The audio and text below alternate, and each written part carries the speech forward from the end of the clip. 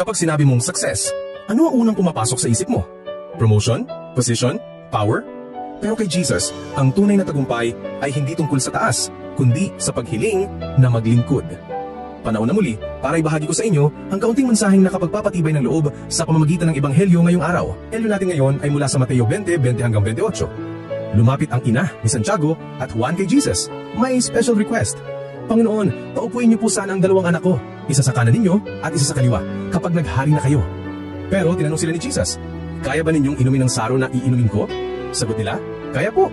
At sinabi ni Jesus, iniinom nga ninyo ang saro ko, pero ang maupo sa kanan at kaliwa ko, hindi ako nagbibigay niyan.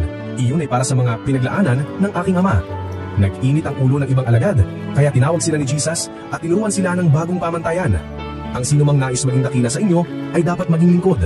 Ang sinumang ibig maging pinuno ay dapat maging alipin. Mga ka-disciple, sa mundong punong-puno ng agawan ng pwesto at karangalan, iba ang pamantayan ni Kristo. Para sa Kanya, ang tunay na dakila ay ang marunong magpakumbaba.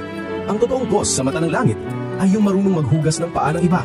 At yan mismo ang ginawa ni Santiago, St. James, mula sa pagiging ambisyosong alagad, naging martir ng pananampalataya. Hindi siya naupo sa trono sa lupa, pero kasama siya ngayon sa kaluwalhatian ng langit. Mga ka-disciple, gusto mo bang maging tunay na dakila sa kaharian ng Diyos? Simple lang ang susi, maglingkod, magpakumbaba, maging tapat. At paalala ko, ang langit ay hindi para sa mga palakasan, kundi sa mga paglilingkod.